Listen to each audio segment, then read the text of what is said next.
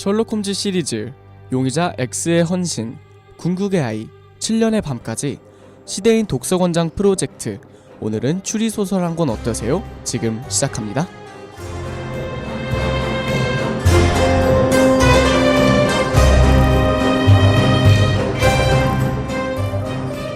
이제 마지막 화만 앞두고 있는 화요일마다 돌아오는 오늘은 추리소설 한 권 어떠세요의 이재환입니다.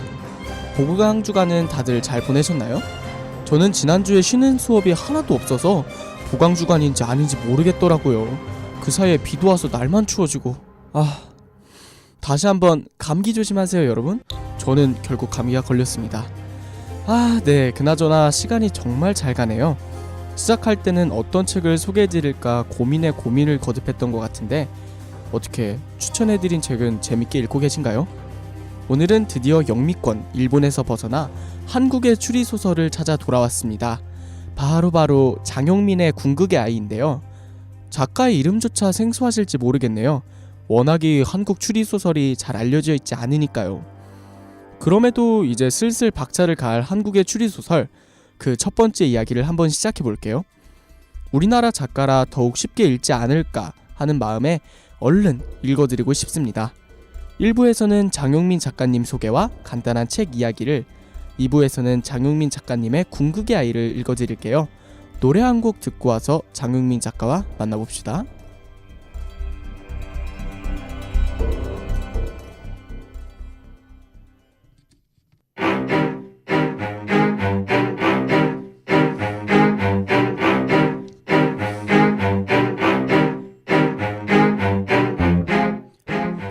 자, 아마도 이름조차 처음 들어보셨을 것 같은 장용민 작가님은 누굴까요?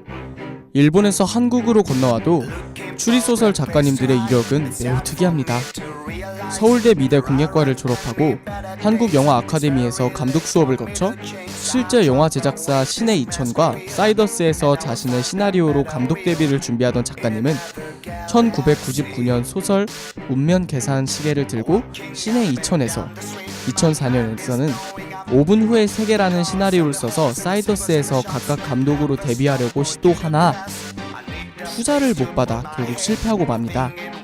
결국 감독 데뷔에 실패하고 전업소설가로 나섰으나 이외 풀칠하기도 어려워 MBC 방송국 시트콤과 케이블 TV 드라마 예능 프로그램의 대본 작업에 참여하면서 돈을 벌기도 하셨는데요. 참 작가로 돈 버는 것도 쉬운 게 아니죠. 그래도 작가님은 조금씩 인기를 얻기 시작하시더니 결국 궁극의 아이가 선풍적인 인기를 끌어 앞으로 미국 문학시장 진출과 함께 한국에서 자신의 소설들을 영화화할 계획을 세워놓고 있으시답니다. 특히나 소설 궁극의 아이는 3부작으로 앞으로 나올 후편들도 계속 미국 시장의 문을 노크할 것이라고 하네요. 한편 작가님은 궁극의 아이 번역본을 미국 문학시장에 내놓기 위해 미국에 방문하셨다고 해요.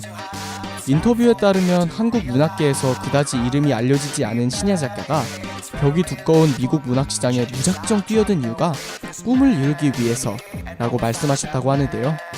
소설 궁극의 아이는 구상 단계에서부터 미국 진출을 염두에 두고 쓴 것이며 소설의 무대가 전부 미국 대도시 위주인 것도 이 때문이라고 하네요.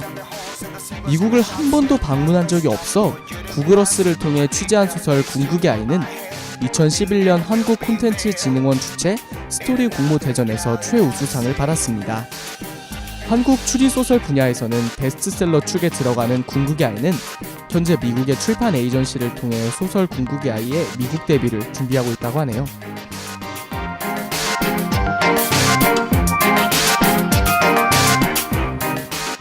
별에서 온 그대와 굿닥터를 기획, 제작하였으며 웹툰 인터뷰의 판권을 공동 구입해 영화 및 드라마, 기획 제작에 나선 인터메디어 픽처스가 영화 드라마 리메이크 작업을 추진하고 있다고 합니다.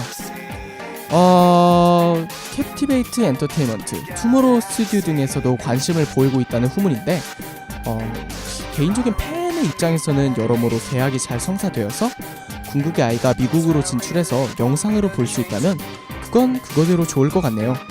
그럼 노래 한 곡 듣고 와서 궁극의 아이가 어떤 내용인지 간단하게 알아볼게요.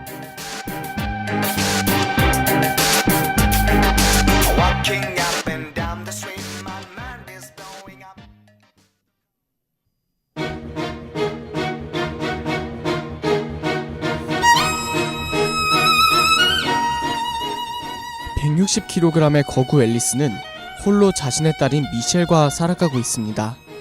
앨리스는 과잉 기억 증후군이라는 자신이 한번 기억한 내용을 잊어버리지 못하는 병을 앓고 있는데요. 덕분에 사랑하는 사람의 죽음을 바로 목격한 날을 잊지 못하는 스트레스로 살이 찌게 됩니다. 자신의 딸뿐만 아니라 주변인들에까지 뚱뚱하고 역겨운 코끼리라며 무시당하는 앨리스. 미셸은 자신의 엄마를 창피하며 자신의 아빠와 살 거라고 투정입니다. 그러던 어느 날 FBI 요원 사이먼이 자신을 찾아오고 기억하고 싶지 않은, 아직도 생생한, 이미 죽은 사람의 이야기를 꺼냅니다.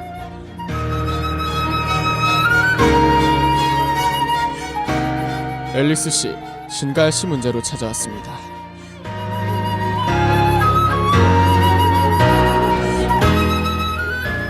그 말을 듣자마자 모든 걸 기억하는 앨리스는 현실을 부정하고 그를 내쫓는데요.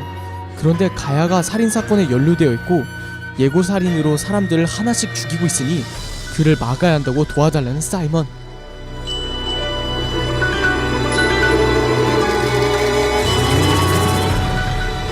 하지만 저는 160kg에 보행기가 없으면 걷지도 못해요.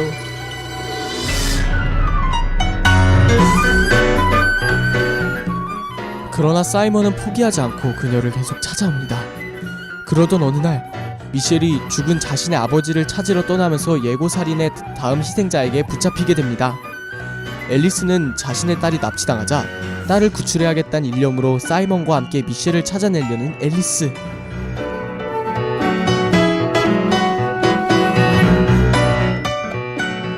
미셸을 납치한 자들의 목적은 무엇일까요? 신가야는 앨리스의 앞에서 죽었다고 하는데 그럼 미셸이 찾는 사람은 누구일까요? 과연 앨리스와 사이먼은 미셸을 찾을 수 있을까요?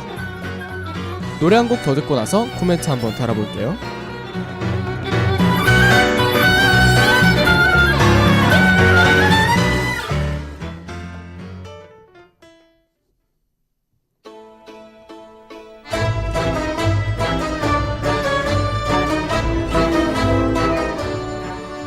궁극의 아이는 제가 정말 재밌게 읽었던 책이라 그 스릴감과 달콤한 러브스토리, 밝혀질수록 드러나는 인간의 욕망 등등에 대해 모두 소개하고 싶었는데 워낙에 긴 소설을 짧은 대본에 담으려다 보니 잘 전해졌는지는 모르겠네요. 스토리적인 재미는 물론이거니와 인간의 탐욕과 돈에 대한 성찰까지, 게다가 그와 관련된 거대한 스케일의 역사적인 사건들도 독자의 상상력을 손쉽게 발휘되는 발판으로 만들어내는 작가님의 스토리텔링에 두 손 두 발 다 들 정도라니까요. 말도 안 되는 이야기일지 모르겠지만 현재를 생각하면 아주 없을 것 같지도 않은 이야기는 참 묘하네요. 물론 너무 거대한 스케일의 말도 안 되는 이야기라 아쉬운 점이 없지는 않습니다. 유치한 요소도 있고 뻔한 요소도 가지고 있지만 그마저도 궁극의 아이라는 책의 매력이겠죠? 다음 주에는 못다한 추리소설에 대한 이야기를 해볼까 합니다. 다음 주에는 같이 추리소설 여러 권 읽어봤으면 좋겠습니다. 지금까지 제작 기술의 이현민, 진행의 이재환이었습니다. 안녕.